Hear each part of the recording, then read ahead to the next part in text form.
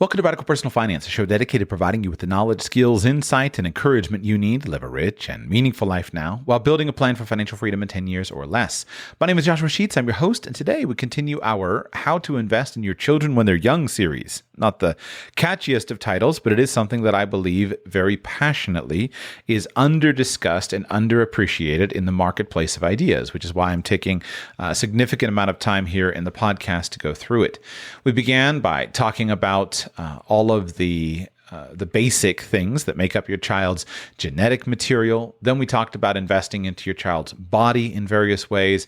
And now we're talking about investing into your child's mind. We talked about word acquisition, literacy, and mathematics and numeracy. And now I want to pivot to multilingualism because I think multilingualism, meaning helping your child to acquire more than one native language, is a very clear example not only of how you can make your children smarter, both in, I believe, the physical sense of actively stimulating the gray matter that's between their ears, but also kind of in the more commonplace sense, meaning you're smarter when you know more things. You're smarter when you have a greater appreciation of the world. And multilingualism accomplishes both of those senses.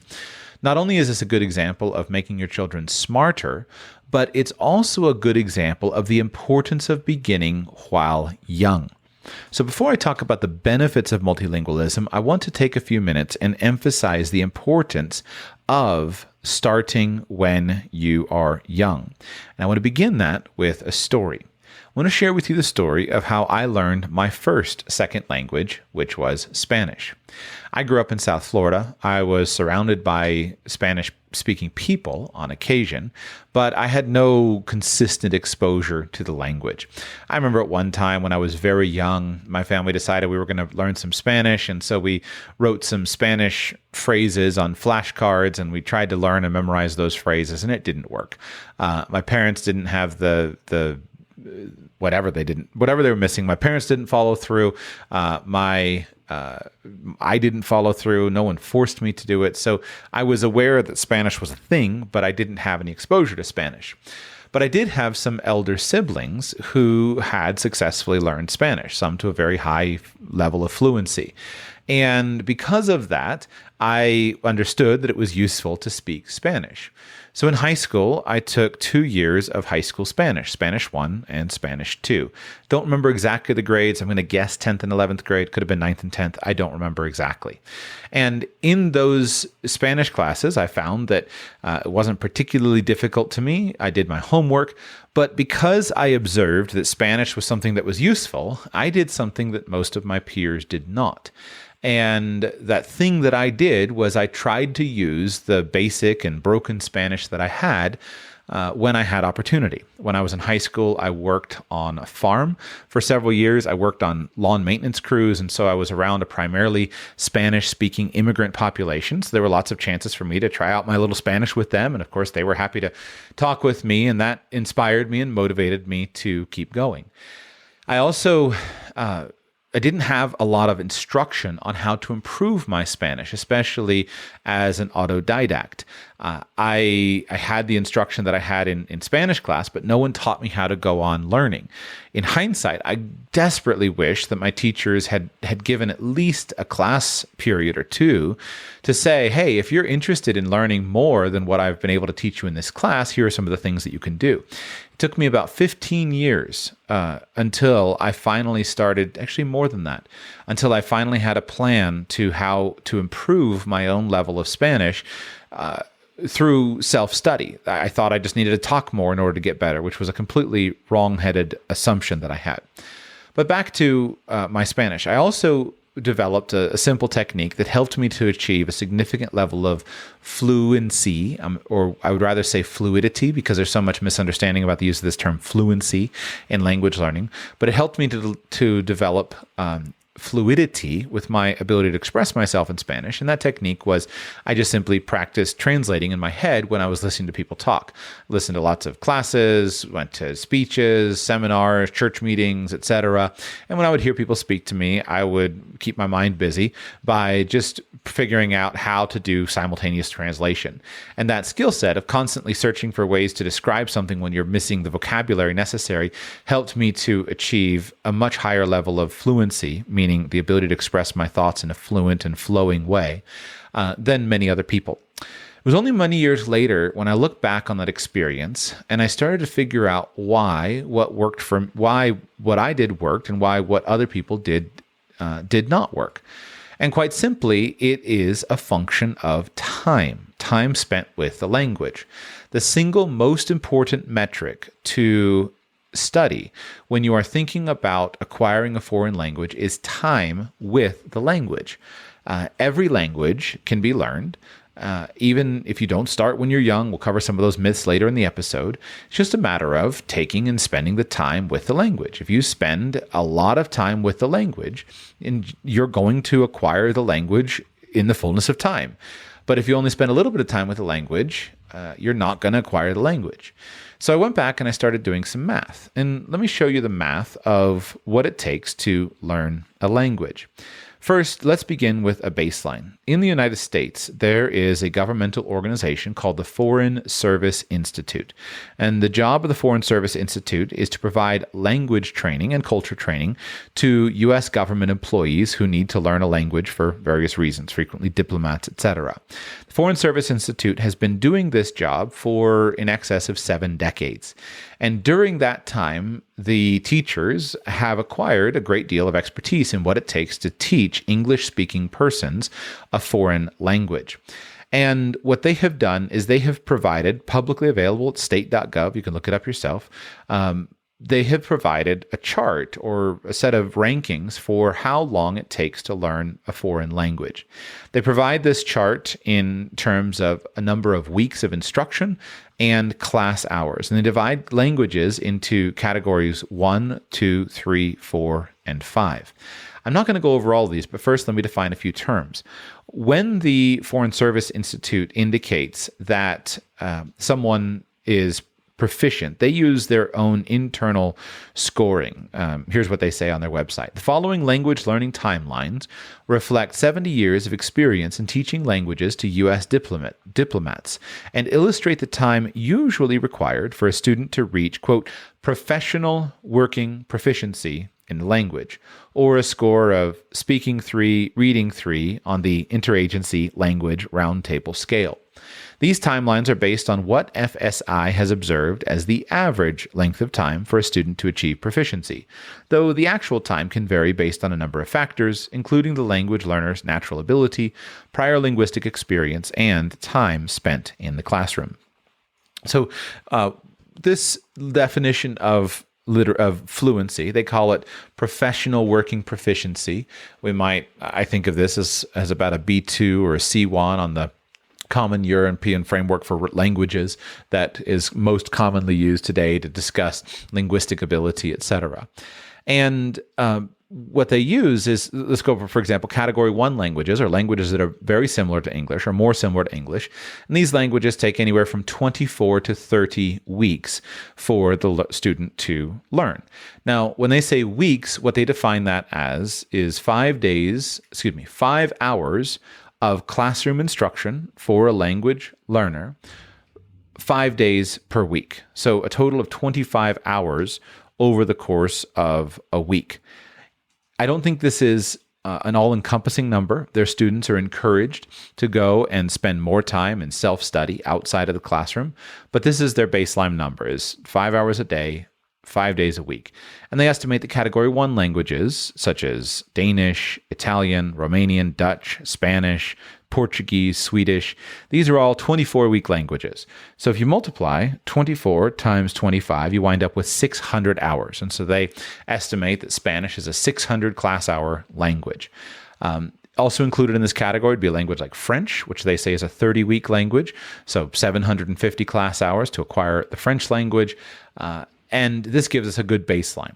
Now we go up. Category 2 languages are a little bit less similar to English, but still fairly close. These are 36-week languages, or 900 hours. This would include German, Malay, Swahili, Indonesian, Haitian Creole. Lots of Category 3 languages, which require 44 weeks, or 1,100 class hours. This would be Albanian, Burmese, Estonian, Georgian, Hindi, Kazakh, Lithuanian, Nepali, Serbo-Croatian, Thai, Turkmen, Uzbek, Vietnamese, Ukrainian, Turkish, Tagalog, Slovak, Russian, Latvian, Icelandic, Hebrew, Finnish, Bulgarian, etc. Greek, Lao, Macedonian, Polish, etc. So these are 1,100-hour languages. And then you go up to Category 4 languages, which they classify as languages which are super hard languages that are exceptionally difficult for native English speakers because of their dissimilarity from English. And Category 4 languages require 88 weeks of classroom instruction, or 2,200 class hours. These languages would include Arabic, Chinese, Japanese, Korean, etc. So this gives us a baseline. So now let's go back to my high school experience, and let's think and talk about what actually happened. Remember that in this high school, we were on what is a traditional schedule in the United States. In the United States, schools do 180 days of classroom instruction per year. That's fairly common on a global average. Within kind of the Western European nations, 180, 190 is the norm of numbers of days per year of classroom instruction. I think Japan is 220? I don't remember exactly. So there's some that are higher, but about 180 days in a year. When I was in school, our classes were 50 minutes in length, and that was counted as an hour, but it was 50 minutes. And of course, if we think about the amount of time that a classroom teacher has to teach in class, it's something less than the amount of time on the schedule. I'm going to estimate that if you have 50 minutes in a classroom period, a superbly prepared teacher could perhaps deliver 30 to 35 minutes of actual instruction. You have 5 minutes to welcome everybody, get everyone settled down, everyone in their seats when the bell rings, etc., make announcements, etc., get the class started. You're going to be interrupted at some point in the lesson for various, 5 minutes here and there. And then you're going to have 5 minutes at the end where you're basically winding down. So a superbly prepared teacher who's very, very on top of his game could probably do 35 to maybe 40 minutes of instruction in a period. And then, of course, in the course of an academic school year, there are many days that are lost to various other activities. You might have homecoming week, you might have teacher absent days, you might have testing or some kind of school activities that are causing you to disrupt your normal schedule. The first few days in from summer vacation are largely wasted, and say the last week before summer vacation is largely wasted. So you're going to get something less than 180 days. But let's assume, for the sake of analysis, that you could provide 1 hour of instruction in a 50-minute class, and you could do that for every single school day. Well, you have 180 hours of instruction in a first-year Spanish 1 class. Multiply that times 2 years, and you have 360 hours. Of course, maybe there's some homework time, some things, other assignments that are assigned by the teacher that allow the student to spend time studying, but still maximum, I think, is about 360 hours of instruction. Do you see the problem? Is it any wonder that the vast majority of students who complete the required 2 years of foreign language instruction in high school do not come out of those 2 years with even a basic level of ability to communicate and enjoy a language? Even if that completely optimal scenario were somehow to be possible of 360 hours, we're still at about half of what the Foreign Service Institute needs to teach a highly motivated professional a foreign language like Spanish. So, what is the solution?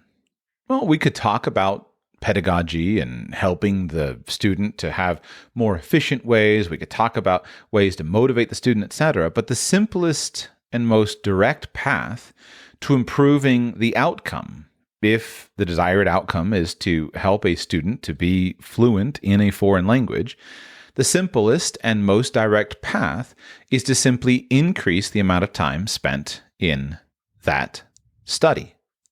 If we made Spanish 1, 2, 3, and 4 the norm in our high schools rather than Spanish 1 and 2, I think most of our students would probably get close to fluency because their teachers are doing their best to use good methodology, good materials, etc.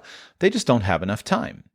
But if we know that we need 600 hours and we know that we are going to get something less than 180 hours in a year, even at 150 hours, again, take it out over 4 years, we could teach a student a foreign language before that student graduates from high school. And once you understand the math on it, it just becomes powerful when you recognize the results of the things that could happen. We'll talk in a moment about why they don't do that, but let's play with the math a little bit. What if you started a little bit earlier? What if, for example, instead of foreign language instruction being something that was relegated to the required 2 years in high school, what if it was something that was done all the time? What if you had 1 hour every school day? So 1 hour, you had 180 hours per year over the course of a 12-year course of study of school. Well, that would give you 2,160 hours that is available for you if you did this for a 1 hour period every school day for 12 years. What could a language teacher do with 2,160 hours? Well, I think pretty easily the student could learn something like Spanish, 600 hours, French, Foreign Service Institute would say 750 hours, but if the student already knew Spanish, I would say less than 600 hours based upon my experience. Let's just say 600 hours for French, and then German, right? 900 hours, and you still have a little time left over to spare. So if we did 1 hour per school day for 183 days per year over 12 years of school, then a student could come out with 3 languages learned.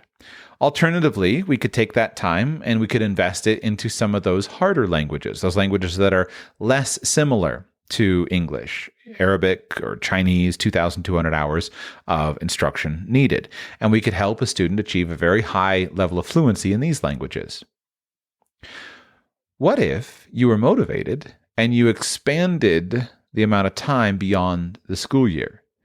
In most working adults, you don't spend 180 days per year working. You spend something like 250 days per year working, depending on the country. And so what if instead of doing this 180 days per year, we did 250 days per year? Just 1 hour. Well, 1 hour times 250 school days per year times 12 years of school is 3,000 hours. Once again, the student could learn pretty simply 3, maybe 4 languages, maybe Portuguese, 600 hours, Dutch, 600 hours, Swahili, 900 hours, maybe Greek, 1,100 hours, with those 3,000 hours. What if you increased the amount of time still more? What if you did 2 hours per day? I probably should have started the podcast with this, but in my family, we've gone in the last 3 years from being last 3.5 years from being a monolingual family to now, at varying levels depending on the student, achieving a pretty high level of fluency in 4 languages, and we're starting the study of our 6th and 7th languages. And so what if but we do more than an hour a day? I break it up, but what if you did 2 hours per day? 2 hours per day, and you did it, say, 300 days per year. Because you used better techniques and methods that made it not onerous and burdensome, but rather joyful and enjoyable. Well, 2 hours per day times 300 days per year over 12 years, that's 7,200 hours. So in that 7,200 hours, a student could very feasibly learn Italian, 600 hours, Greek, 1,100 hours, Hebrew, 1,100 hours, Korean, 2,200 hours, and Arabic, 2,200 hours. And then finally, let's play with the math still one more way. What if instead of language acquisition being something that was constrained to schoolwork, it was something that was part of your family culture? What if you gave yourself a total of 16 years of time, starting at age 2 instead of at school age? And so you had 16 years from age 2 to age 18. Well, 2 hours a day, 300 days per year. 16 years, that's 9,600 hours. So in theory, a student on that kind of schedule could learn Spanish, 600 hours, French, let's call it 600 hours, German, 900 hours, Greek, 1,100 hours, Hebrew, 1,100 hours, Russian, 1,100 hours, Arabic, 2,200 hours, and Mandarin Chinese, 2,200 hours. So the point is that that's what's available if you have more time.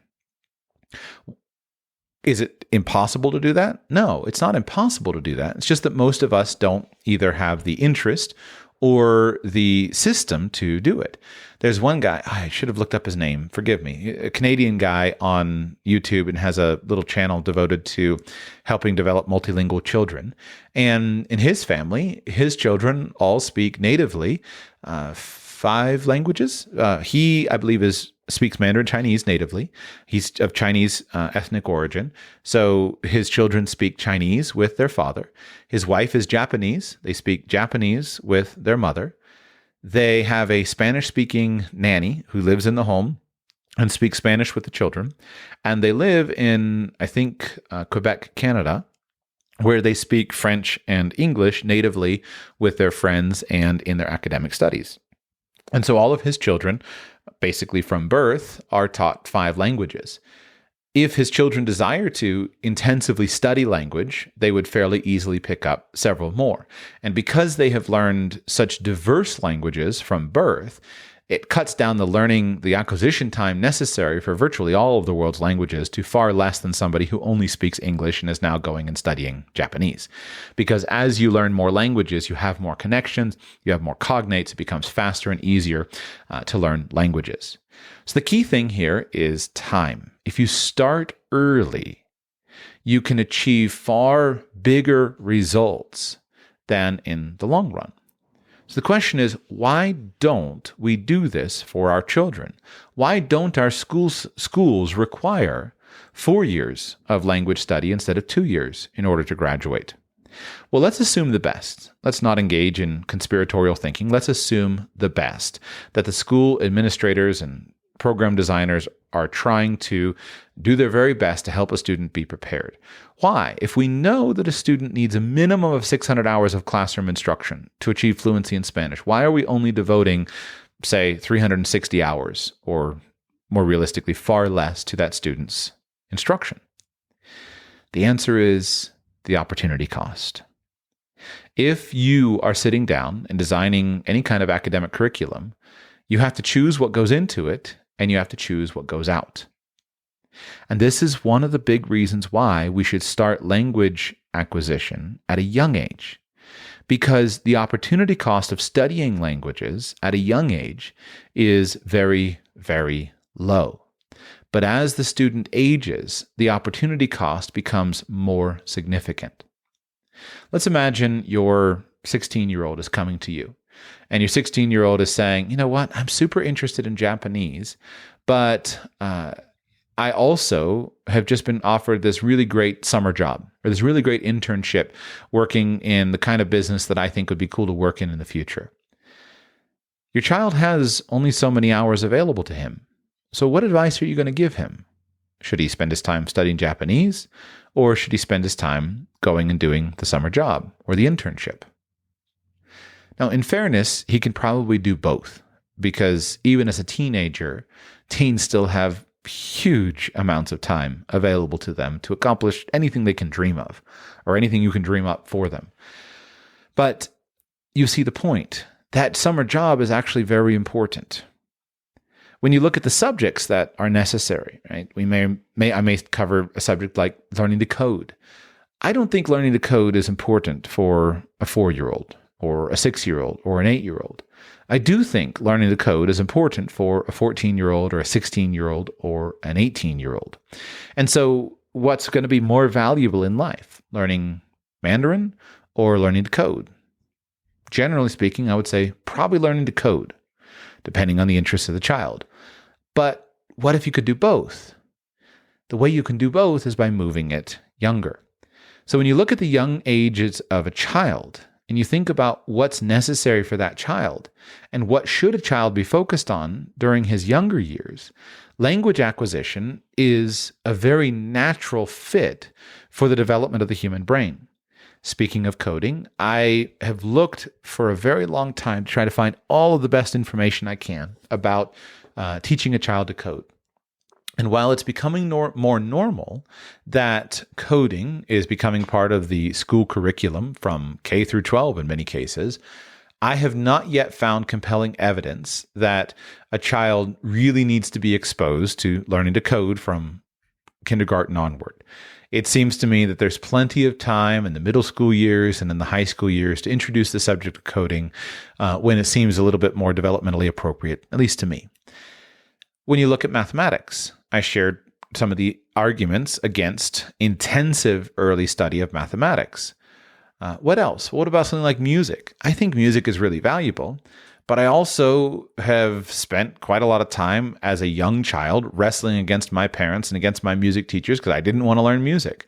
I've spent some time wrestling with my own children, trying to get them to learn music. And when you look at how slow the progress is for a very young child to learn music versus how quick the progress can be when the student is a little bit older, I'm not convinced that forcing music study on young children is productive for most people. If you have a prodigy, if it fits your culture, go for it. I think it's awesome, but I'm not convinced it's necessary to force it. So what are you left with? Well, you're left with all the natural, normal things of childhood, character development, virtue development, etc. Lots of time playing outside, playing with friends, free play, art, etc. But at its core, language acquisition is a core function. And so in the same way that I spoke extensively about the value of studying your primary language at an early age and the number of words, the same thing applies to acquiring multiple other languages. These are golden years in which there are few competing choices for the time that are productive, and yet we can help a child be set up to be far ahead with later options if we help a child to be multilingual from birth. So what I've just shared is clearly an extensive discussion, but when you understand the math, you can understand how powerful it is to invest into your child at a young age.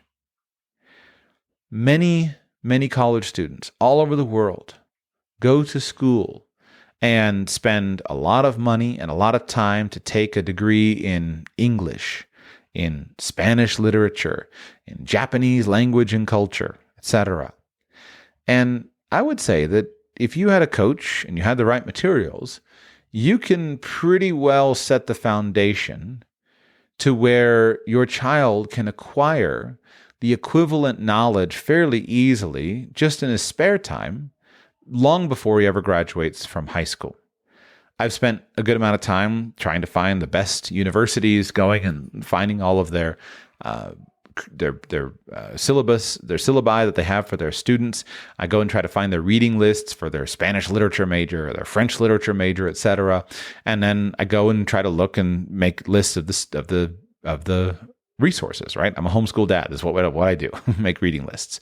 And while not all of it is appropriate to, certainly much of it is not appropriate to a young mind, I'm convinced that an average teenager who's been taught the language from an early age can just simply pretty easily absorb the reading list of one of these majors just for fun in his teenage years. And while he's not going to have the discussion and the argument and whatnot in a college classroom, and probably not appreciate all of the piercing insights that you could have in analyzing literature at the collegiate level, you can get 80% of the way there to the value of a Japanese language and culture degree just simply through acquiring a language at a young age.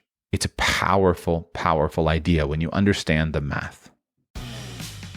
For the ones who work hard to ensure their crew can always go the extra mile, and the ones who get in early so everyone can go home on time, there's Grainger, offering professional-grade supplies backed by product experts so you can quickly and easily find what you need. Plus, you can count on access to a committed team ready to go the extra mile for you. Call, click Grainger.com, or just stop by. Grainger, for the ones who get it done. Thus far, I don't think I've said anything that is particularly controversial. Most people, if asked, do you think it's a good idea that a child be taught a second language? Most people would agree. Absolutely it is. If you're, depending on what language we're talking about, I would say that most people outside of the English world would say it's essential that your child be taught a second language. I don't think there is a wealthy, knowledgeable, educated set of parents out there who, if English is not the native language of their child, does not consider English language acquisition and instruction a high priority for their child's education. There certainly are, in the English-speaking world, many parents who don't think it's a high priority for their child to learn a second language, but they do think it's a good idea. I want to now talk about the concept of, is a child better at learning languages? There is, in bringing this subject up, an oft-repeated refrain, which simply says, oh, children should learn a second language while they're young because they can just learn it better than when they're older. I do not believe that myself that this is true, or at least if it is true, I can't find any good data or evidence to back it up. And when we think of the circumstantial evidence that all of us have of observing children acquire languages, I don't think that it bears out the idea that children are better at learning languages. In fact, I think that adults or motivated young people who are not children are actually better at learning foreign languages because they have a whole set of tools that young children cannot apply. Adults can use tools like self-discipline, focused study, grammar instruction, etc., to help them to learn a foreign language much more effectively than children can. Children basically are wandering around the world sort of kind of understanding at some point, and they generally have the motivation, the self-discipline, etc., to make fast progress. I think the reason people say that children are better at acquiring languages has more to do with the amount of time that children spend on language acquisition versus adults. Remember that language acquisition is a function of time. And children have the great benefit that their parents take care of everything for them, and about their only job is to learn languages. I have a baby in the other room, and that baby is sitting either in his mother's arms or in a little carrier or a little seat or something. And all that baby has to do is look around the room and listen to the sounds that are around him and start to decipher them and figure them out. And for the first couple years of his life, the only thing he will have to do for himself is just sit and listen. And after a couple of years, he'll start making a little, some noises and unintelligible, single word constructions here and there. And then after a few years, he'll start to spontaneously speak. In the beginning with many, many mistakes. And in the fullness of time, when he reaches 7, 8, 9, somewhere in there, he'll speak with smooth, sophisticated grammar and start to develop a complex vocabulary. It takes him many, many years to develop language ability. And that's all he has to do, spending 8, 12, 16 hours a day on this one task. As an adult, when you go to study language, you often have 15 minutes a day, 30 minutes a day, because you've got to feed and clothe and earn the money and everything that's necessary to support all of those other ones that are depending on you for their language acquisition. So children spend far more time learning language than adults do, and that's one reason why they seem to be so good at it. The second reason that we consider children to be so good at language is the level of language output that we expect of them is fairly simple and unsophisticated.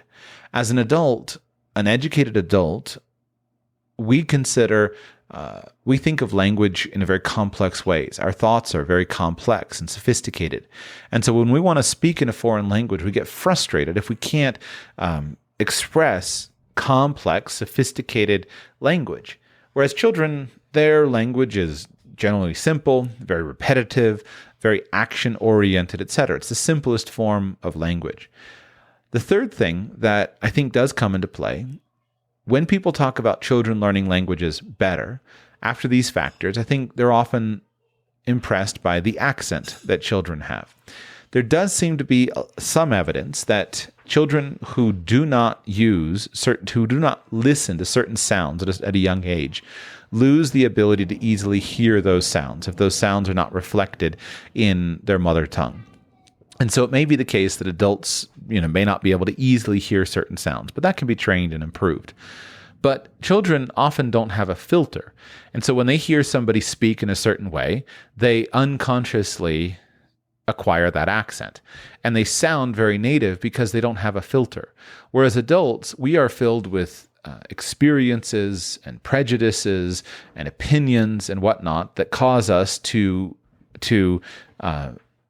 be careful and reserved about the accent that we express. We do this in our native language. I would never speak like a New Yorker, right? I would never speak like a Southern redneck. These accents are repulsive to me. I don't like them. I don't want to be associated with them. I don't want to sound anything like them. And so if all of a sudden I move to the deep South and living out in Hicktown, or if I move to the Bronx or Brooklyn, I would never sound, no matter how long I lived there, I would never sound fully native because of this prejudice that I have against New Yorkers or against Southern rednecks. On the other hand, children don't generally have those prejudices. If I moved to the Deep South or I moved to Brooklyn, my children would start to unconsciously acquire that local accent because they don't share my cultural prejudices. Well, now bring it over to a foreign language, and the same thing happens. As adults, we often if we're learning a foreign language that we like, it may be easier to adopt the persona of that culture and really embrace it. But sometimes we're learning a foreign language that we want to learn the language, but we don't love the culture. And we don't necessarily want to sound exactly like everyone else there sounds. And so we often have those filters, but children don't have those filters. They just naturally and unconsciously absorb the sounds. And so they can often speak with a more native sounding accent because they fully embrace the culture that is surrounding them. So to conclude this section of when should you do it? When should you teach your children languages? You should teach your children languages earlier.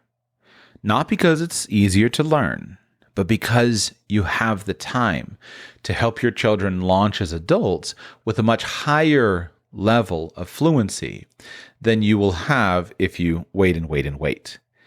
And also because this activity of language acquisition, this is how the child's brain is wired at that early age. It's the most natural thing to do, and that's the time in which it has the lowest opportunity costs. Let's pivot now to why should you learn a foreign language? Why should you teach your children foreign languages? Because even if you didn't start early, I still think you should start for a number of reasons, not the least of which to grow your children's brains.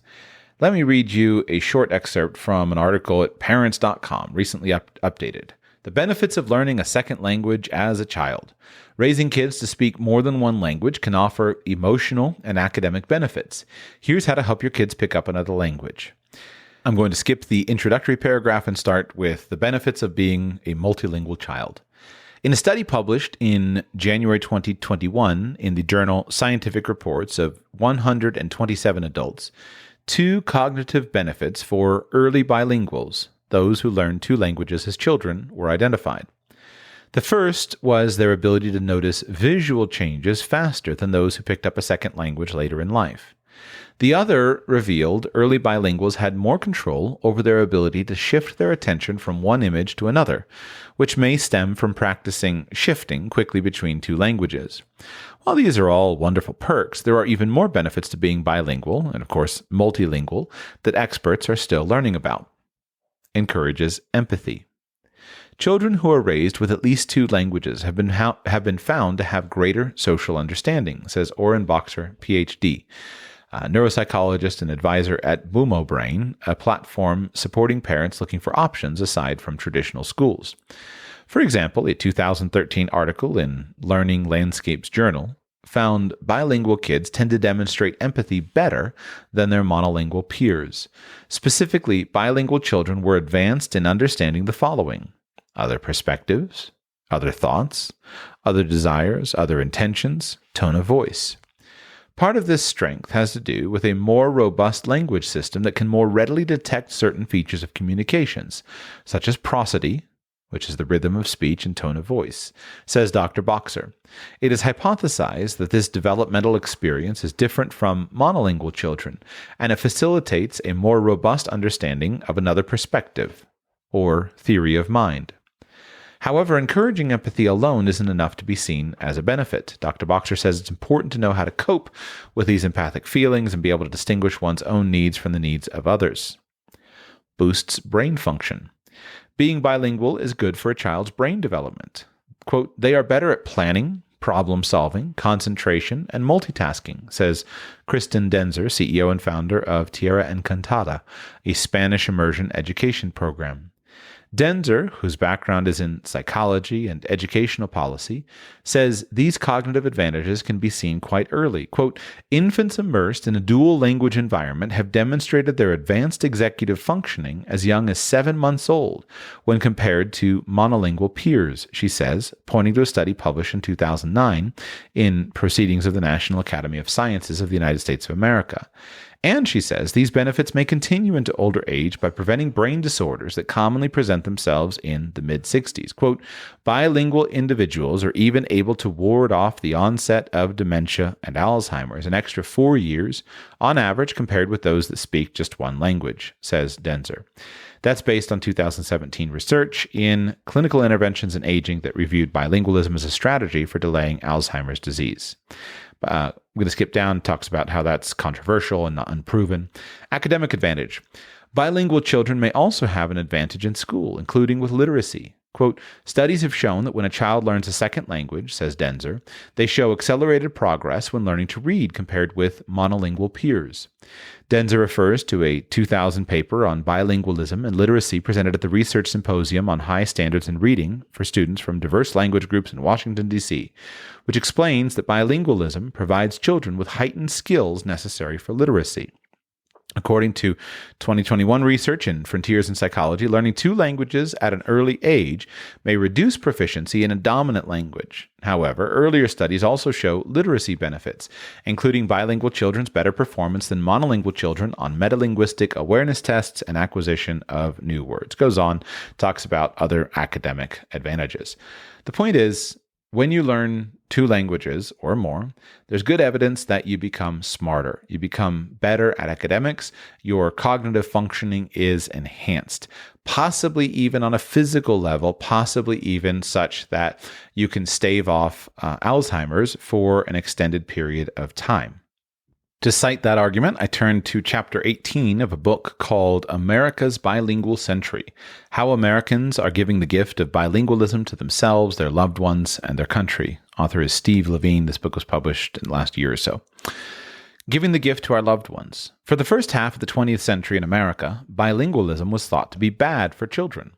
In 1939, the same year the New York World's Fair debuted its City of Tomorrow and the first demonstration of television, an American psychologist named Medora Smith published a study of bilingual children in Hawaii. She concluded that bilingualism caused a retardation of language development that could be counted in years compared with monolingual children. Her study presented lots of data. In fact, it was a, quote, monument to quantification, according to the linguist Kenji Hakuta. The take-home message was that bilingualism in American children, whether arising from native languages or immigrants' languages, was something like a medical ailment that needed to be cured by an inoculation of modern, monolingual English language education. Not until 1962 did 2 Canadian researchers, Elizabeth Peel and Wallace Lambert of McGill University, challenge this view. They studied 10-year-old children in Montreal and, unlike prior studies, carefully controlled the selection of samples. Their results turned a half-century of studies upside down. The bilingual children outperformed the monolingual kids in verbal and nonverbal intelligence tests. It was a watershed moment. Lambert summed up the science that existed in the first half of the 20th century. Quote, earlier studies over a 50-year period had concluded strongly in favor of monolinguals because, it turns out, they had not matched bilingual and monolingual groups on factors such as social class background, nor had they measured the bilinguality of those presumed to be bilingual. Bilingualism begets brain power. Social science, like all science, progresses in a fitful, uneven manner toward becoming less wrong about the world. After Peel and Lambert, scientists around the world began careful studies trying to parse out cognitive differences that might exist between bilingual and monolingual children. They have continued to find advantages for bilinguals having to do with their thinking, creative abilities, and empathy. Also, scientists have found that being bilingual may help with the acquisition of additional languages. Any delay among bilingual children in learning one language over the other appears to be temporary, while their total vocabularies are greater than those of monolingual children. At the other end of the age continuum, another Canadian research psychologist, Ellen Bialystok, has found mental health advantages in bilingual older adults. They appear to have an improved cognitive reserve, resulting in a later onset of the symptoms of Alzheimer's by approximately 4 years. Adding to these mental health benefits are economic reports that show measurable benefits to bilinguals in landing jobs, earning more money, and advancing in their careers. Other studies show that these individual successes stack up to societal economic advantages as well.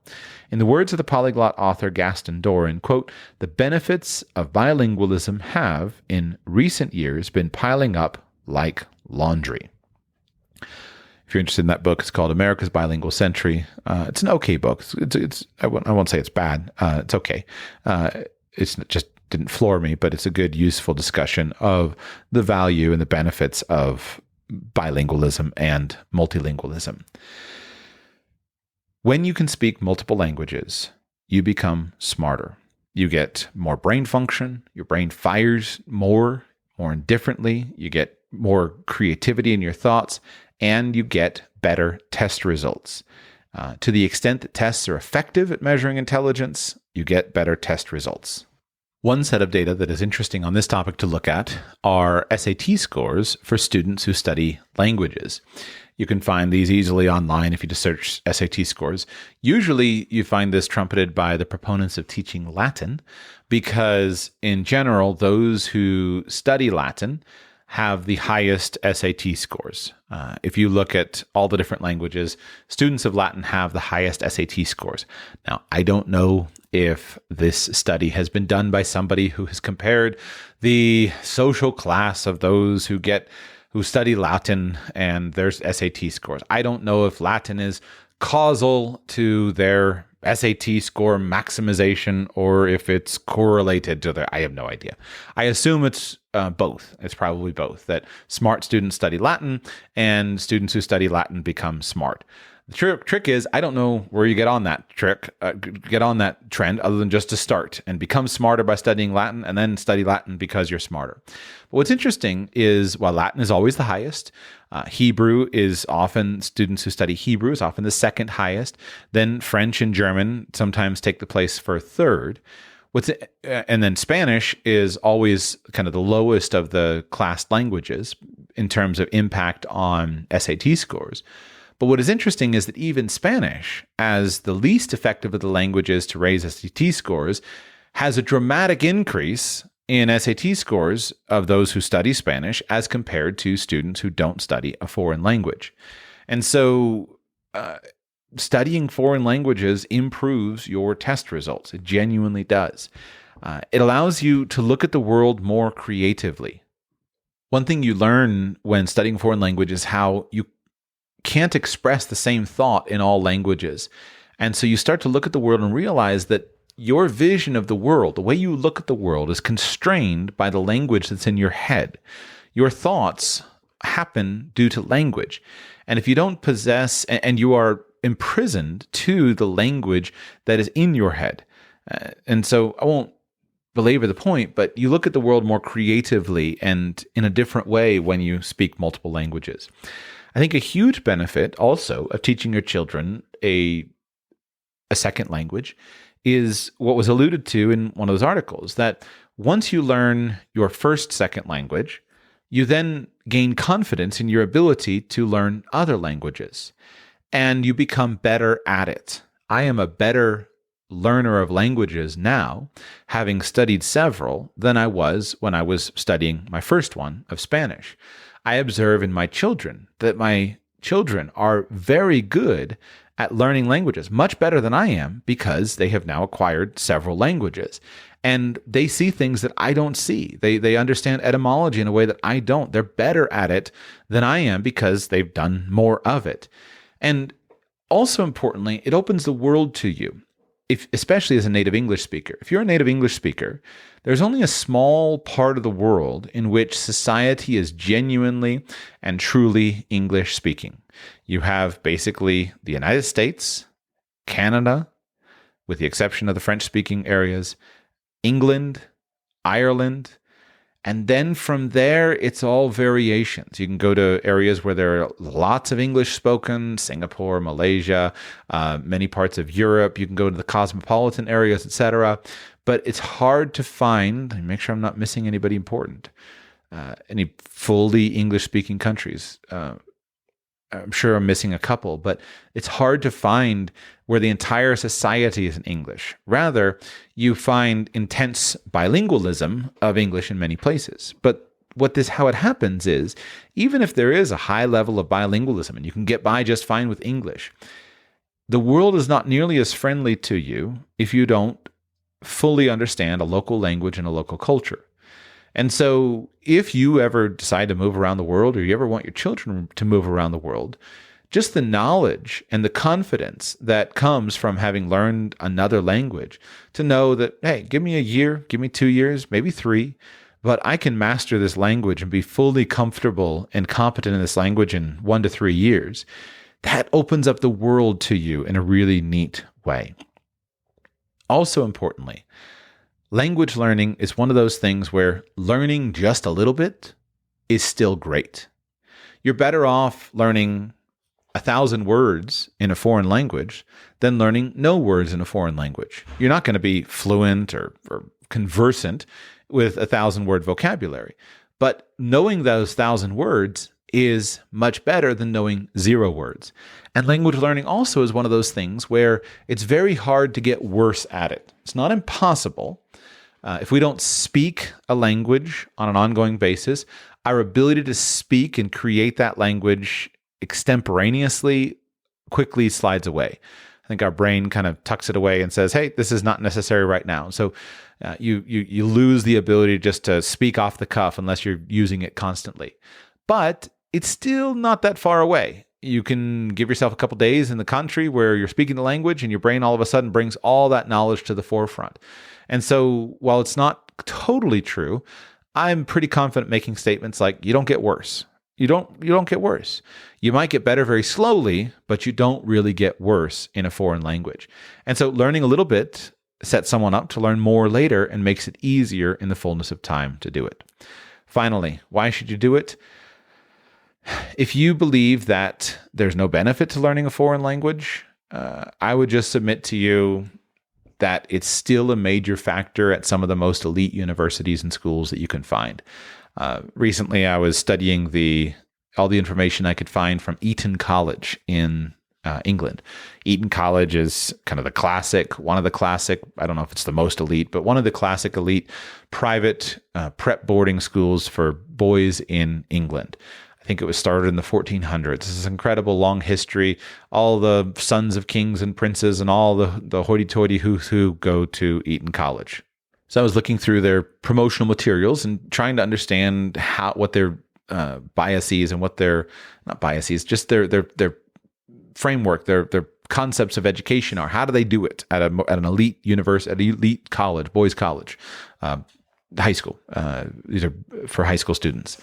And I was just interested to see that every student who goes to Eton College is required to study English, is also required to study Latin, is also required to study 2 different modern foreign languages, and then some additionally have the option, if they want to, study ancient Greek. So at a minimum, every student who attends Eton College will have studied 4 distinct languages, English, Latin, and 2 other foreign languages. I doubt that their students achieve high levels of proficiency. I don't know, but they have the same problem with the amount of time available that we previously discussed. But they still consider it to be important. And I think there are various reasons for it. Without the ones like you, who work tirelessly to keep things running, everything would suddenly stop. Hospitals, factories, schools, and power plants, they all depend on you. No matter the weather, emergency, or time of day, you're the ones who get it done. At Grainger, we're here for you with professional-grade industrial supplies. Count on real-time product availability and fast delivery. Call, click Grainger.com, or just stop by. Grainger, for the ones who get it done. Let's assume that you're persuaded at this point in time. Let's go on to what language should you teach and how do you do it? What are some techniques that can work for it? So let's start with what language should you teach? Well, first, I think the obvious one is if English is not your native language, then you certainly should teach English. English is the dominant lingua franca of the world today. It is likely to be the dominant lingua franca of the world for a significant period of time. I don't currently see where the competitor to English as the world's lingua franca would come from.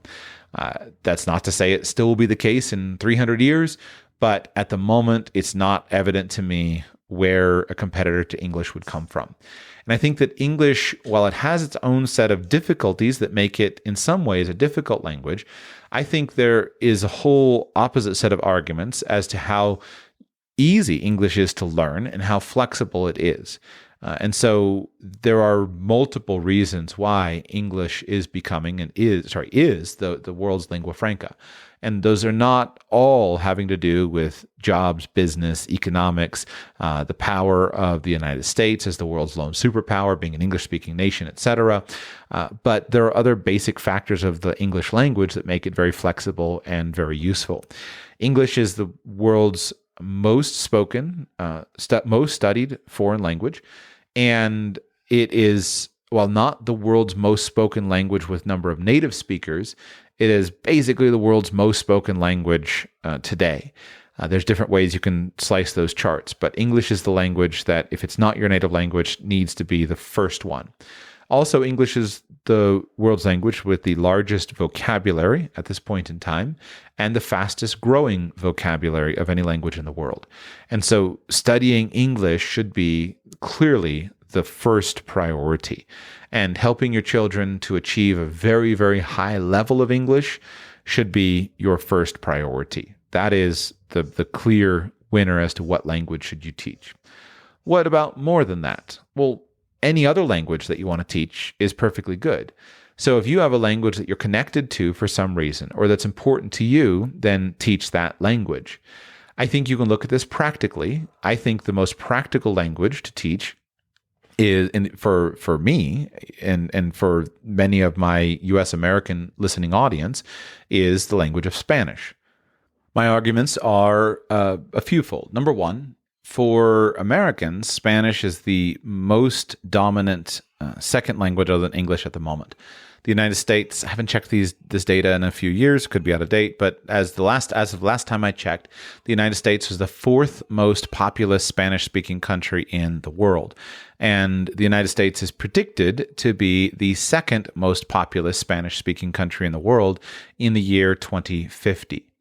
The most populous Spanish-speaking country in the world today, as well as in 2050, is the immediate neighbor of the United States, which is Mexico. And if you look at most of the neighbors of the United States, Spanish is the dominant language. It's the dominant language of the islands of the Caribbean. It's the dominant language of Central and South America, with the exception of the Portuguese in Brazil and the French-speaking communities in Quebec. Spanish is the most dominant language. When you look at the number of countries that you could travel to, work in, etc., that share one language, Spanish is, I think, the leading language in that regard as well, in terms of the official language of a larger number of countries. And the population of many of those countries is very, very high. The population of Latin America, South America, etc., is very high. And because this is a continent that is united by a few basic languages, Spanish is just a wonderfully useful language. In addition, Spanish has the benefit of being exceedingly easy to learn. Every language has its own quirks, but Spanish is easy to learn. The first thing that makes it easy to learn for English speakers is its close connection to English that shares lots and lots of cognates. Cognates are words that are connected, that sound the same in both languages.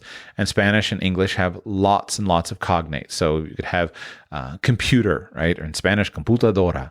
There are many, many versions of that exist.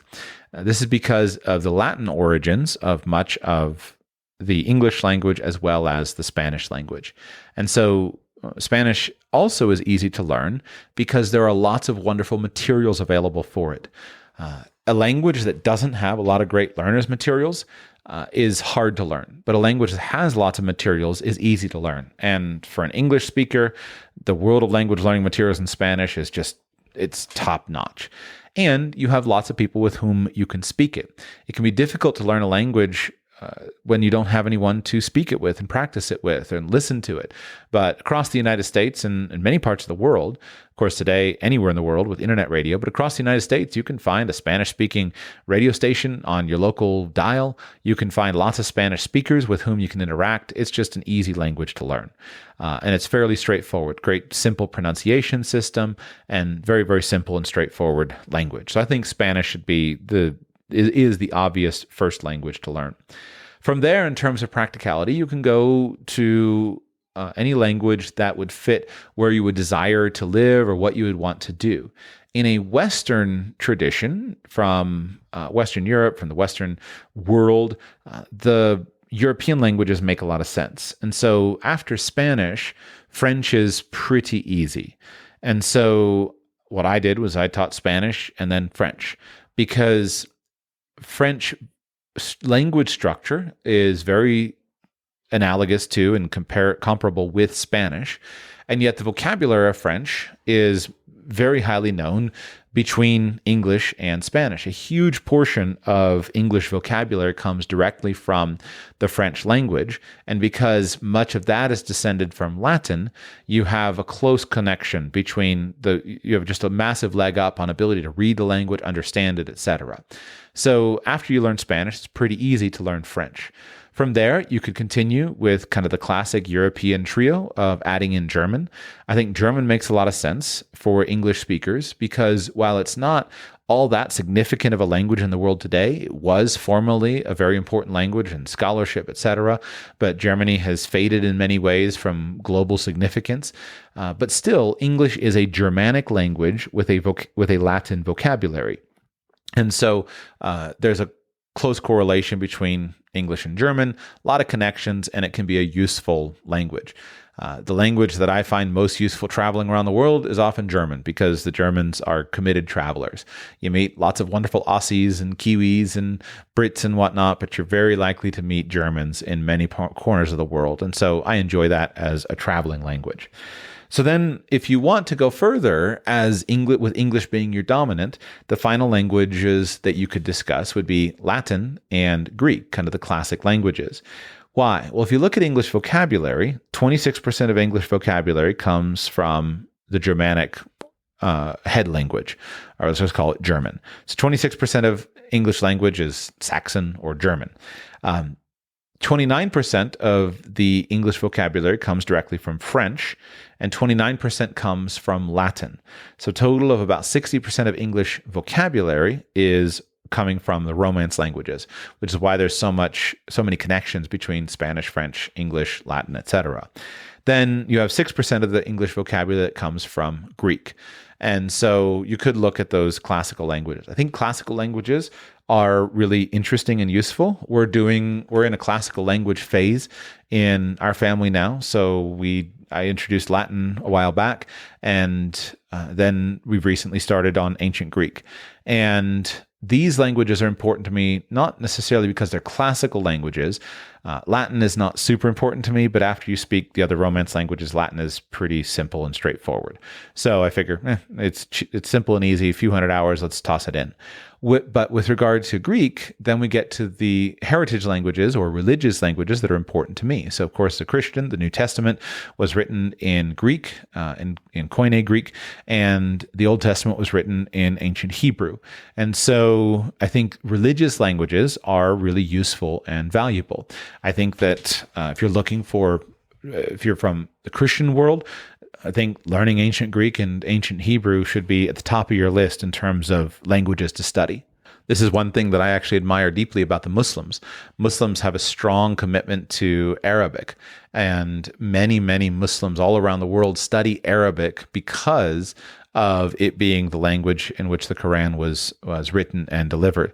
And I think that's a really healthy kind of religious trend. And in many cases, Muslims put Christians to shame on that topic. And I think that you should consider if there's a religious language that's important to you, I think that has a huge level of value. Then also consider heritage languages, things that reflect your culture, cultural significance that you would like to keep alive. And then you can argue about the classical languages. I'm going to save the classical languages for another time. The key thing is once you've learned a second language, then the whole process becomes a lot less daunting and your confidence grows. So in my story, if we went back 4 years ago, we were a monolingual family, and I had zero confidence in my ability to teach or even to acquire for myself another foreign language. Fast forward 4 years later, and again, I'm not being cagey with describing things. It's just that each child is different. I have 5 children, and so I'm trying to be accurate with my comments, but also realistic with the fact that all the children are at different levels. And my older children are far ahead of my younger children, etc.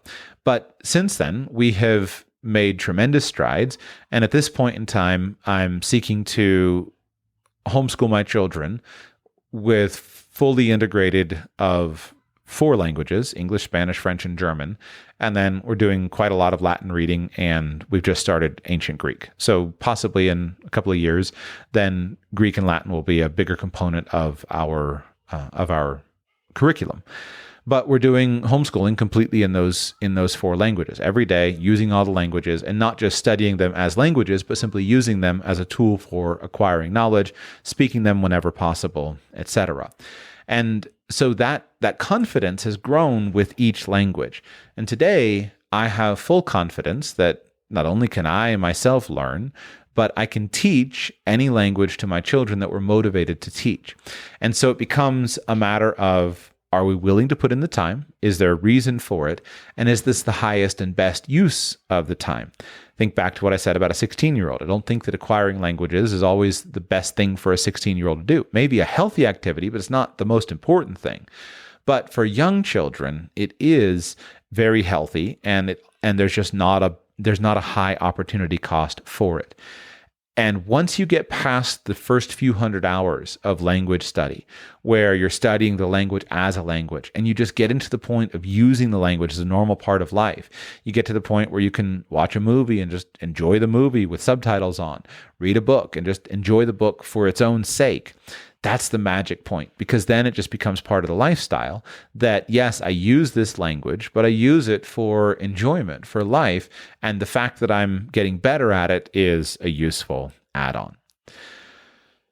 We now turn to how to do it. How do you actually do it? Well, there are many ways, and I'm not sure that one way is necessarily better than another. I'm a little jealous of that Canadian guy who speaks Mandarin and has a Japanese wife, and a little jealous of that. But I don't have any of those things. If you do have those things, meaning if you do have that linguistic background, the first thing is use what you have. If you and your wife or your mother or someone speaks a heritage language, just use it. There are so many people who don't use their family languages. And in today's world, if we went back in the United States 100 years, there was a strong push to get everyone to be English speaking.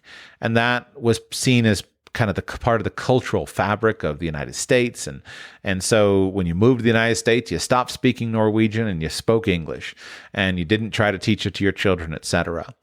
In today's world, I think people appreciate more of the benefits of multilingualism. And I think that you certainly should teach your children the language of the country that you live in. So you got to teach English. But maintaining that cultural language is such a benefit to your children and opens up doors for them. And again, all the benefits we've already discussed. So just use it. Use the heritage language that you have. Now, one reason many people don't do this is they often feel insecure. This was the case with me with my own Spanish ability. When we had our first babies, my wife and I talked about, should we try to teach our children Spanish? Should one of us just speak in Spanish to them all the time? And we decided that I couldn't do it. My Spanish wasn't good enough, and I was worried about teaching them poorly, etc. And it just wasn't working. I didn't think I could do it. Today, what I would say to myself, if I were coaching myself back then, would be, all right, Joshua, you may not be able to do it really well, but you don't have to do it really well. All you have to do is get the basics done. And so if you speak a basic level of Spanish, or if you speak a basic level of Norwegian because your grandmother taught it to you, just use some of it to help your child to get started and then supplement with all of the normal native language resources that are at your fingertips. And if you can just give the basics, right? Even 1,000 words, and you get 1,000 words to your child that you know, the basic 1,000 words, and then you fill the house with Norwegian picture books, and you watch Norwegian movies, and you go to Norway, etc., then your children can do the rest of the hard work themselves. And so that's how I see it now, is that my job is basically to introduce the languages and introduce the materials. And then in the fullness of time, they'll just absorb the materials, and the materials is what teaches them the language. So when I teach my children languages that I don't speak well, I don't worry too much about the fact that I make tons of pronunciation mistakes and accent mistakes, etc., because I know that I'm not ultimately going to teach them the language. My job is just to get them started in it, and then they're going to learn their accent from a professional audiobook narrator. I just got to buy the books and then make them listen to them. And they'll learn their accent from the professionals who have a great accent and who speak with proper grammar, the professional writers, etc. So my job is to get them started. So if you have a heritage language, use it and just start and speak to your children in that. This, of course, leads us to, can you intentionally create a language environment around your children? And the answer is many people can. All around the world, the elite of the world send their children to private schools, and a key selling point of those private schools, at the minimum, is going to be a bilingual education. And so this is increasingly happening in English-speaking parts of the world as well. You can find bilingual schools, and so you might enroll your child into a true bilingual school, or trilingual, or more. Again, many schools advertise themselves, and from the very beginning, they work in multiple languages. You can also do this in a homeschool. One of the things that I have sought to do is to create in our own homeschool some of the major benefits of a school like that. I can't do all of it, but I can do a lot of it. And so we can put books in multiple languages. We can use Khan Academy in multiple languages. We can do all kinds of stuff in multiple languages. So you may not you have to get your children over that initial hurdle, but then it's just a matter of bringing in the books and the resources and the materials. And if you can cultivate a love of learning in your children, they pretty much teach themselves your native language by reading to themselves. And so get them started on a little bit of pronunciation, and they'll teach themselves the other languages by reading to themselves as well. If you need to, so if you can't use a school, you may consider doing something like using family help. You may hire a nanny, a maid, an au pair, someone who is going to be around your house. You might choose a piano teacher in a foreign language, somebody who's going to interact with your children in a foreign language. These are all good options, is bringing in professionals that are going to help you. You may choose to live in a community in which the foreign language is more broadly spoken. Go to a church where that language is broadly spoken, etc. All depends on your level of comfort for it. Or you can just simply use tutors, classes, etc. The basic method that I use to teach my children languages is bilingual translation. I read to them in a foreign language and I translate into English. I use translation tools, primarily my favorite language app, Link. I mentioned it a bazillion times. I ought to start getting an affiliate link with them, LINGQ. And I use that to read them children's books and whatnot. And I can use the built-in translation function, which is basically accessing Google Translate to translate and help me to do it. You can also use other courses. I prepare audio files for my children of books and stories. That allows me to use translation functions that I can find online and native speakers, and then I just replay those many times until they acquire and learn the knowledge. There's a whole movement of what's dubbed comprehensible input channels for many languages. So you can go and you can find input and just have your children watch those language learning videos, etc. There are many kinds of language acquisition things that you can learn. Most of the adult focused ones aren't effective with children. So if you get to a 10-year-old, 12-year-old, 15-year-old, you've got the world of Pimsleur and all the wonderful kind of adult language programs. Those are great, but not for children. The children aren't that interested, but you can find them good input and they can be interested. And then you can use media. I'm convinced, I've heard enough stories. First of all, if you go around the world and you find somebody who is not a native English speaker, but who speaks English very well with a very clear and understandable accent, with with excellent prosody, etc., and you ask them how they learned it, 80% of the time, they're going to say something about, well, I watched a lot of American TV, right? I watched Friends all the time. And all around the world, there are people who just speak perfect English, and they get that way through a lot of media exposure to the English language. The same exact thing works in reverse if you want it to. I've heard plenty of stories. People who, one story that Stephen Krashen tells is how he worked with somebody who spoke perfect Mandarin. And the way he learned Mandarin was his family had a Mandarin speaking housekeeper that would come to the house to clean the house. And she would put on cartoons in Mandarin for the boy, and the boy wanted to see what was in the cartoons, and eventually he learned Mandarin. He didn't care about learning Mandarin. He never wanted to learn Mandarin. He never had lessons in Mandarin. He wanted to watch the cartoons, but this happened for years and years. And as an adult, he could go to China. He could speak Mandarin. He couldn't read or write, but he could speak Mandarin. And then when he left China, he never even thought about Mandarin. It just was there for him because he watched cartoons.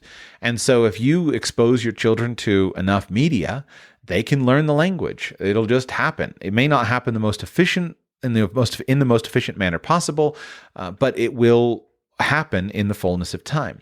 And so think back now to some of my harsh and critical comments that I have made in previous episodes when I was talking about the value of literature and words, etc. And I was saying how if you want your children to be really good at English, you want to read to them a lot, you want them to read a lot because that's where they develop their vocabulary and their grammar. And I was saying how it's more efficient, etc.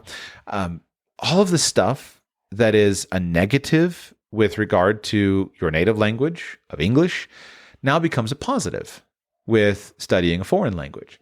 So if you're going to have your children play with apps, if you're going to stick an iPad in your 3-year-old's hand, at least put the iPad in Indonesian. Your child's going to figure it out. There's those cool studies where they took, I can't remember who to cite on it, but there was a story where they took a computer and they stuck it in an African village where nobody spoke English and they didn't give any instructions. They just stuck it there and turned it on. And they came back some months later and the children were learning English. They were accessing all the websites and everything, and they just figured it out. Children figure it out. So just if you want to have something fun, just go and take your child's iPad and stick it in Chinese and walk away and don't tell them how to change it back. And, in the fullness of time, they'll figure it out. So you can do this, right? There's an interesting Spanish YouTuber that I watch, and he himself is multilingual. I think he speaks 6 or 7 languages. And he and his wife have this strategy with their daughter. I think he speaks Swiss German with his daughter. His wife speaks Spanish. They speak English with other friends. The cartoons are always in Italian, and the iPad is in Portuguese, something like that. So you can use this in that way. You can also use movies. This is something that I've tested out. For a long time, we did no movies, and then I started showing my children movies for a variety of reasons. And then I said, instead of just showing the movies in English, why don't I just use this as a foreign language opportunity? And so in the beginning, I I would show the movie in English, and then a couple weeks later, we'd repeat the movie and I'd put it in a foreign language. And I got a little bit of complaints for the first couple times, and then they just saw that if we're going to watch a movie, this is the way it is. And so at this point in time, they don't complain about it anymore. If I say we're going to watch a movie, then they say, oh, great. And they ask what language it's going to be in, and I tell them what language. I have stopped even bothering to show the movie in English the first time around.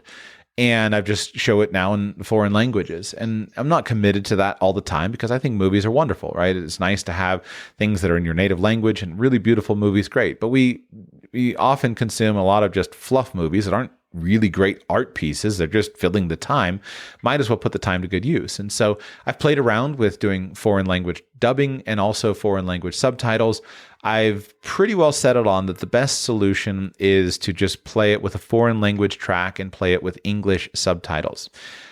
There's data that's cited in Jim Trelease's book called The Read Aloud Handbook, where he identifies, I think there was research that was done in Finland, where they found that some of the Finnish school children were advanced readers. And the reason they figured that was happening is that because the nation was so small and had so little native language content, most of the media that was coming in on the TV station would be in a foreign language, but it would all be subtitled in Finnish. And so the children had lots of chances to improve their reading speed and reading skill by reading subtitles constantly. And so I think that this can be another tool in your toolbox. Put on the subtitles, and especially when it's in a foreign language, the child wants to know what's going on. So the child will read the subtitles, that's improving reading ability, and also will over time be able to understand the foreign language more effectively. And then even when we come to the topic of books, right, in my tradition where we talk about Charlotte Mason and living books and whatnot, we use this word twaddle to refer to books that perhaps aren't the highest expression of excellence in that category. They're kind of repetitive, or they're kind of amateurish or childish or not super awesome. But what's interesting is a lot of the twaddle that we would call in our foreign language, the reasons we call it twaddle, it actually becomes a benefit in a foreign language. I think I mixed up my words. The stuff that in our native language we wouldn't want our children to read because it's just beneath them, in a foreign language now becomes really, really useful. And so we can take something that is, for example, series books, and just put them in a foreign language, and all that stuff, that's the simplified vocabulary, the simplified plots, etc. That can be a negative to your child achieving a really high level of literacy in his native language, but it's now a positive in the foreign language, that the repetition or the low-level vocabulary is really useful because it makes it easier to learn that foreign language.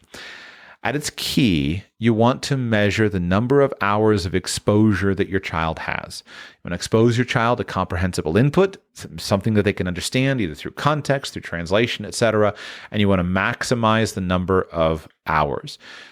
The way I do it, I don't test my children on their languages. I don't force anything. All I do is try to create the best, compelling, comprehensible input I can have, and then I require them to be exposed to it in moderate amounts. I don't want to be a hard taskmaster. I don't want to require hours and hours. I don't want to poison the well and then associate that learning Chinese is something that stinks because it's just hours and hours all day. So I keep it in short little bite-sized segments, stick it in all over the place. But the goal is just to accumulate those hours, accumulate those 600 hours, those 1,000 hours, those 2,000 hours, etc. You want to just start the clock working towards those hours, and then watch to see kind of what's working, what's not, find other resources, etc. And then when possible, supplement with some form of immersion opportunity. At the moment in my home, for the last couple of weeks, and this week I have a German tutor staying with us. My children have been being exposed to German, but they haven't had any chance to speak it. I can't speak it with them. I don't have a good opportunity, and so I basically have an au pair who's in our home for a few weeks, and it gives an opportunity for German immersion in the home. So we're doing a German intensive. We watch a German movie every night, which helps a lot to have language exposure for my youngest ones who aren't super interested at all in the in the lessons. The older ones are doing most of their reading in German, listening in German, and then we have the conversation opportunity. And I've just been amazed that, let me get my timing right, 9 months ago, we had no German exposure. And today, my eldest can naturally and fluently converse in a normal way in the German language. But it came after lots of exposure and then having an activation opportunity, an immersion activation opportunity. I have other podcasts in the backlog where I've talked about methods and in detail. So I'm intentionally avoiding an in-depth conversation here on the methods of language acquisition. I want to tell you, any method can work, just basically exposure. And there's probably no bad method. It's just a matter of finding things that balance that metric between pleasure and kind of the child wanting to do it, not pushing too much, but making sure that there's an exposure, and then consistency and diligence over time. If you can repeat the process multiple times over enough days, enough weeks, enough years, you can make tremendous progress, and it gets better and better. Years ago, I remember listening to, who knows, may have been Zig Ziglar or Brian Tracy, some of my motivational speaker heroes. And one of them made a comment and said, how many languages can a child learn? And the answer was, well, as many as you could teach them. And I thought, yeah, that's cool. That's pretty cool. We should teach our children more. And then I had children, and I had no idea how to teach a child a language. And I just felt like, maybe that was nonsense. So today I have figured out and learned how to teach a child a language. And so what I'll say is that your child cannot learn as many as you can teach him. Rather, he can learn as many as you can teach him and have the time to do it. So I think there is probably a pretty obvious cutoff with the number of languages that your child can master and can maintain over time. And I'm going to guess that number is somewhere between 10 and 20. I think 12 is pretty doable. 15 starts to get questionable. Maybe it's as high as 20. But if you look at some of the very experienced, motivated polyglots that are out there, you recognize that it becomes challenging to maintain a huge number of languages to the level that you would like. There are noted polyglots who have studied 50, 60, 70 languages, proven, not the old ones where it was just fake, or we didn't have good records, but today, proven. And it's easier to be a polyglot today than it's ever been before because of the modern technologies where we can access these languages, we can access the materials, we can access all this great stuff. So it's easier today to be a polyglot than it ever was before. But it's hard to keep them all current and to have enough time to invest into all of them. And languages need to be maintained in order to keep them, ready and usable. And so I'm going to guess that the number that, you probably couldn't really go beyond it is probably in that range, again, 10 to 20. And again, not that you can't go beyond it. I think you can, but in terms of a child who may not be motivated. Now, if you have a child who's motivated to be his own polyglot, yeah, you can go ahead and add another 10 on. And just like, think about that Canadian guy who his children from birth are speaking 5 languages. If he also embraced other things and added in more languages, he could go a lot farther. But there is a limit. The cool thing is that most of us are nowhere near that limit. I'm not at the limit yet.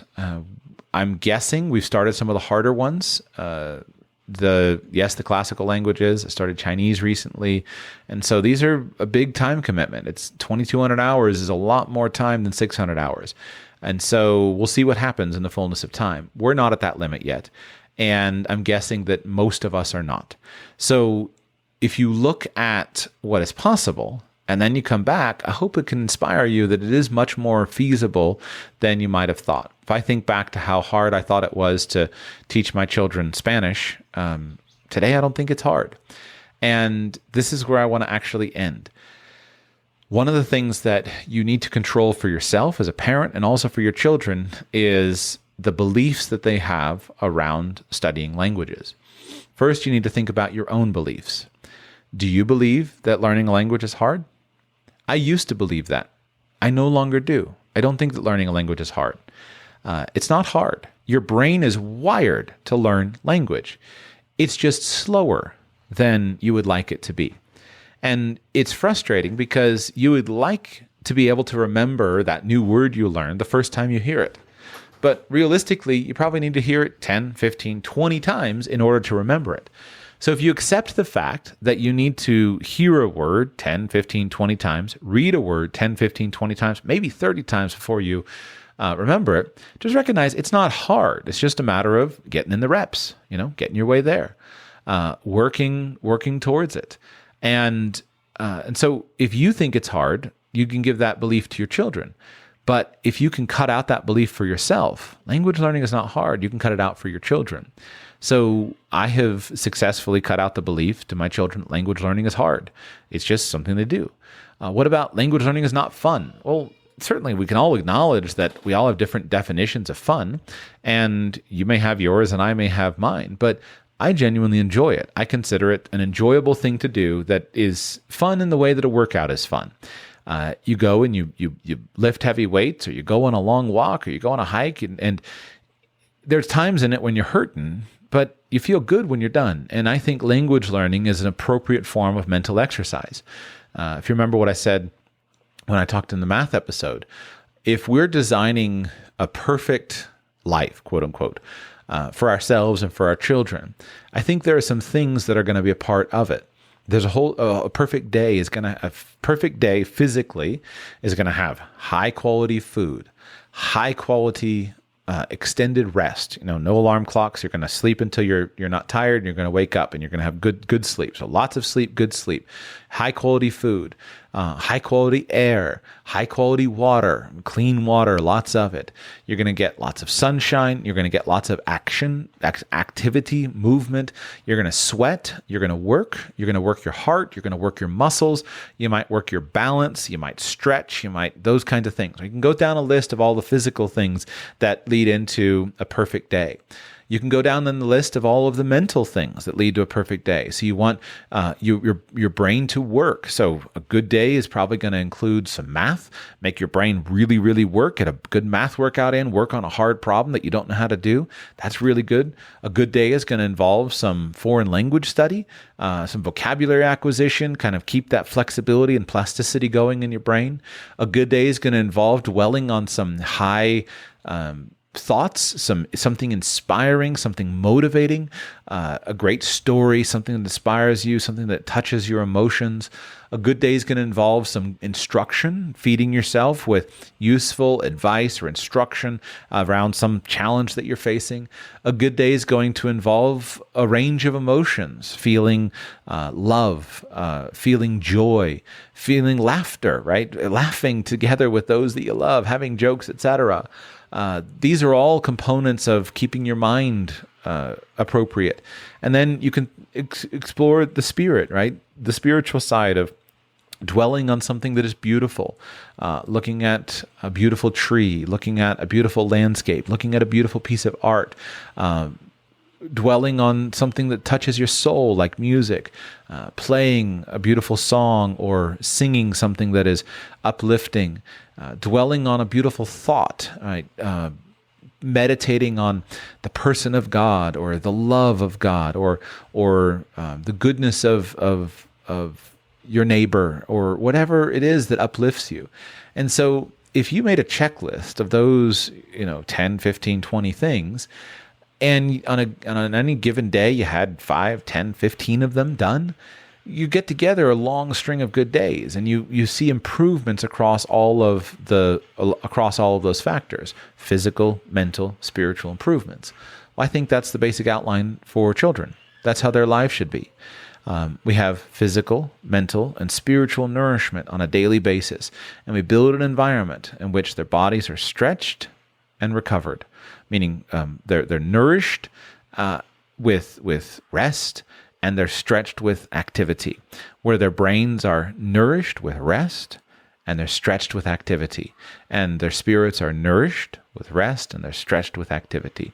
And that process is that's what it means to be human, that sense of growth.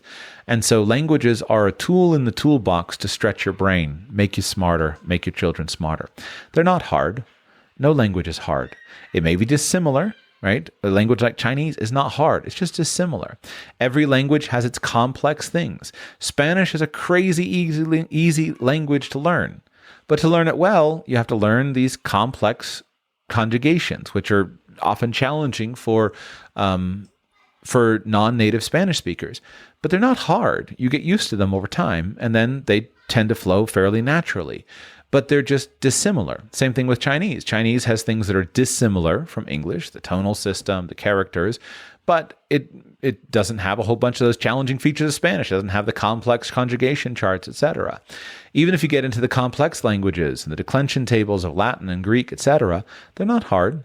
They're just dissimilar, and it takes time. And if you can build pleasure into the routine, then it can be part of it. And then back to kind of what your children say, or what your children think. One of the things that I try to do is I try to control the environment of my children and brainwash them for positive thinking.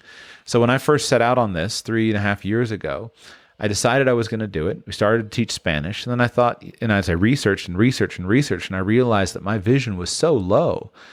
Then I found examples of people who had succeeded at a very high level. I've forgotten her name, Bella, I think, the little Russian girl that, there's this great clip of her speaking 7 languages on national TV. I recounted the stories of various polyglots who speak 15, 20 languages.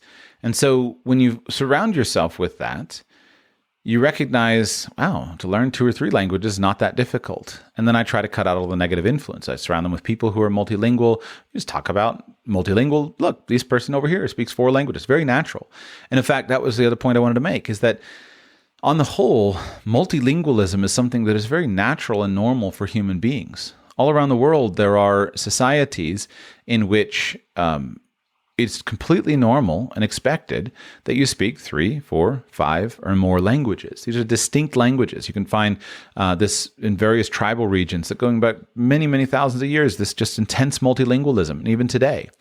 So the concept of being monolingual is much more unusual as a modern aberration than the concept of being multilingual. So just don't buy the lies. And even if you're not quite sure, it's very healthy for you to adopt a mindset where this isn't hard.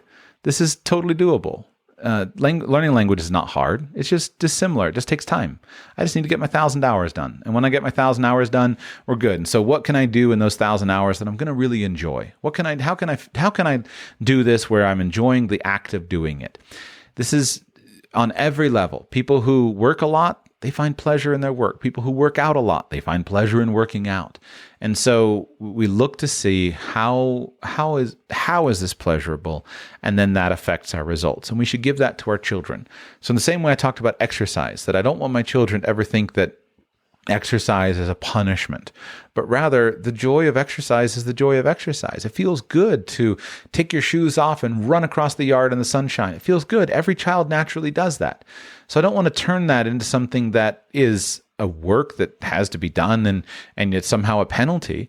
I want it to always feel good, and I want to nurture that. It feels good to learn your first language. Babies love it, and they just naturally learn it. And in the same way, it feels good to learn the second language and the third language, etc. And as you start to get that positive feedback of that, to be able to talk with more people, to be able to absorb more literature, you get the admiration of other people. It becomes a virtuous cycle that continues itself.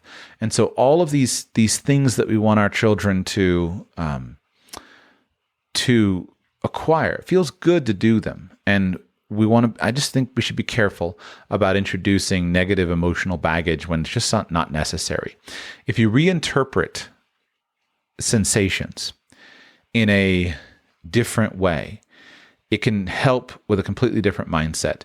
I want to give one more example because I think this is a powerful example. Recently on a Q&A show, someone was asking about pregnancy, and I was describing the basic mechanics of childbirth. And my wife and I came up with a concept that we found really helpful. She found helpful. I think it's helpful, but I haven't ever given birth, of course. But we came up with a concept that we found really helpful, is that once we understood with our first baby, once we understood the basic mechanics of childbirth, what is labor, what is a contraction, etc., we just talked about it in the context of reworking it in the context of a muscular experience. we had been raised like most people, where our only experience of childbirth is watching some random TV program, a woman lying on her back, screaming her head off. And this puts all these images in your mind. But what's interesting is people scream their heads off in all kinds of circumstances, but it's very different. And so we came to talk about childbirth and contractions as kind of like a heavy workout. And when you go in the gym and you lift heavy weights, it hurts, right? Your muscles scream and it hurts. Or if you find some weightlifter, go find a video of Ronnie Coleman working out and it hurts and he's screaming. It hurts. But because there's a context for the pain, you understand that this is a muscular pain that's going to go away soon. Your brain has a way to deal with it that's very healthy. And people that go to the gym all the time, they get addicted to the pain. They don't like the pain, they like the results. And so when we kind of talked about the muscular experience of childbirth in that way, it doesn't diminish necessarily the pain, although there's things you can do to diminish the pain, but it reinterprets it. And so I try to talk with my children about this with regard to doing hard things, math, language study, writing, whatever the hard thing is, that we do these hard things because it helps us to get stronger. And this is pleasurable because it's a growth opportunity. It allows us to grow as humans. So language learning is not hard. You're wired for it. We do it naturally and easily. Every baby around the world does it. It's just time consuming. And it's hard to sometimes to accumulate the materials that you're going to connect with. And sometimes it's boring. It's boring for a few hundred hours till you can get to your native level materials. But it's not hard. So if you're interested in teaching your children to be multilingual, just recognize you can do it. There's lots of ways to do it. The most important thing is not the method. The most important thing is the desire and having the sufficient time. So start early and go from there. It's only hard the first time. It's only hard until you do it. Once you do it, you look back and you say, that was easy. But it's hard until you do it. So press through and do it. Things you can spend money on here. Obviously, you can spend money on courses. You can spend money on materials. You can spend money on tutors. You can spend money on schools. All of those are good and useful things to spend money on. I productively spend, I would estimate, I have to go back and check my records, but probably a few $100s a month, varying obviously depending on if I've got a tutor in the home or if I'm buying a bunch of books or if I have courses. I have some app subscriptions and courses, etc. But it's definitely easy to spend a few $100s a month very productively. But the key is not always the money, it is the time. So recognize that. Thanks for listening. I will be back with you very soon.